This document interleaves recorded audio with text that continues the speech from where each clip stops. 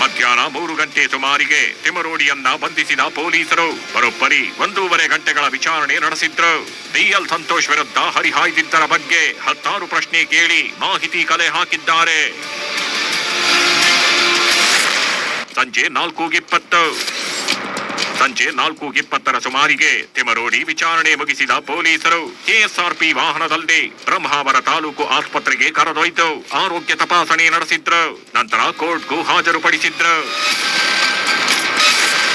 ಸಂಜೆ 6:20 ಮಹೇಶ್ ಶೆಟ್ಟಿ ತಿಮರೋಡಿ ಜಾಮೀನು ಅರ್ಜಿ ಸಲ್ಲಿಸಿದ್ರಿಂದ ವಿಚಾರಣೆ ನಡೆಸಿದ ನ್ಯಾಯಾಲಯ ಜಾಮೀನು ಅರ್ಜಿಯನ್ನ ಆಗಸ್ಟ್ 23ಕ್ಕೆ ಮುಂದೂಡಿದ್ದು. ಮಹೇಶ್ ಶೆಟ್ಟಿ ತಿಮರೋಡಿಯನ್ನ ನ್ಯಾಯಾಂಗ ಬಂಧನಕ್ಕೊಪ್ಪಿಸಿದೆ. ತಿಮರೋಡಿ ಅರೆಸ್ಟ್, ಸಮೀರ್ ಬಚಾವ್. ಹೋರಾಟಗಾರರಿಗೆ ಶುರುವಾಗಿದೆ ಬಂಧನ ಭಯ.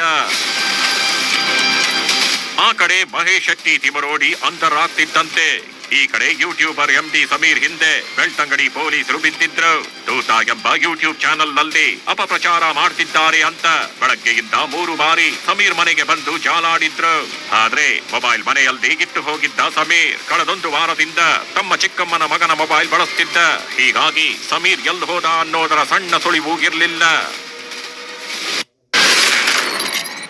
ದೂತ ಎಂಬ ಯೂಟ್ಯೂಬ್ ಚಾನೆಲ್ ನಲ್ಲಿ ಅಪಪ್ರಚಾರ ಮಾಡಿದ ಆರೋಪ ಹೊತ್ತಿರೋ ಎಂಡಿ ಸಮೀರ್ ಎಐ ತಂತ್ರಜ್ಞಾನದ ಮೂಲಕ ಸುಳ್ಳು ಸುದ್ದಿ ಹರಡಿದ್ದಾರೆ. ಕೋರ್ಟ್ನ ಅಂಶಗಳೊಂದಿಗೆ ಕಾಲ್ಪನಿಕ ಅಂಶ ಸೇರಿಸಿ ವಿಡಿಯೋ ಮಾಡಿದ್ದಲ್ಲದೆ 1000 ಜನರನ್ನ ರೇಪ್ ಮಾಡಿ ಕೊಲೆ ಮಾಡಿ ಮುಚ್ಚಾಕಿದ್ದಾರೆ ಎಂಬ ವಿಡಿಯೋ ಹರಿಬಿಟ್ಟಿದ್ದ. ಇದನ್ನ ನೋಡಿದ ಮೇಲೆ ನಿಮ್ಮ ರಕ್ತ ಕುದೀತಿಲ್ವಾ? ಕರ್ನಾಟಕದ ಮೂಲೆ ಮೂಲೆಯಲ್ಲೂ ಹೋರಾಟ ಮಾಡಬೇಕು ಅಂತ ಕರೆ ಕೊಟ್ಟಿದ್ದ.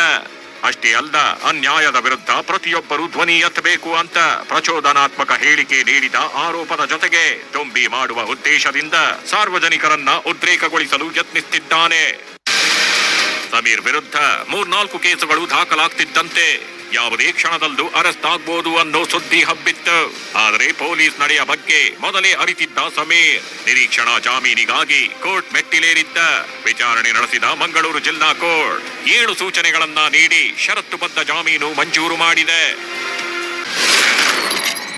ಸಮೀರ್ಗೆ 75,000 ವೈಯಕ್ತಿಕ ಬಾಂಡ್ ನೀಡುವಂತೆ ಸೂಚಿಸಿದ ಕೋರ್ಟ್ ಮತ್ತೆ ಇದೇ ರೀತಿಯ ಅಪರಾಧ ಮಾಡಬಾರದು, ಯಾವುದೇ ಕಾರಣಕ್ಕೂ ತಪ್ಪಿಸಿಕೊಳ್ಳುವಂತಿಲ್ಲ, ಬೆದರಿಕೆ ಪ್ರಚೋದನೆ ಜೊತೆಗೆ ಸಾಕ್ಷಿಗಳನ್ನ ತಿರುಚಬಾರದು, ಪ್ರಾಸಿಕ್ಯೂಷನ್ ಸಾಕ್ಷ್ಯವನ್ನ ನಾಶಪಡಿಸಬಾರದು, ಅಗತ್ಯವಿದ್ದಾಗ ತನಿಖಾಧಿಕಾರಿ ವಿಚಾರಣೆಗೆ ಹಾಜರಾಗಬೇಕು ಹಾಗೂ ನಿಗದಿತ ಸಂದರ್ಭದಲ್ಲಿ ಕೋರ್ಟ್ಗೆ ಹಾಜರಾಗಬೇಕು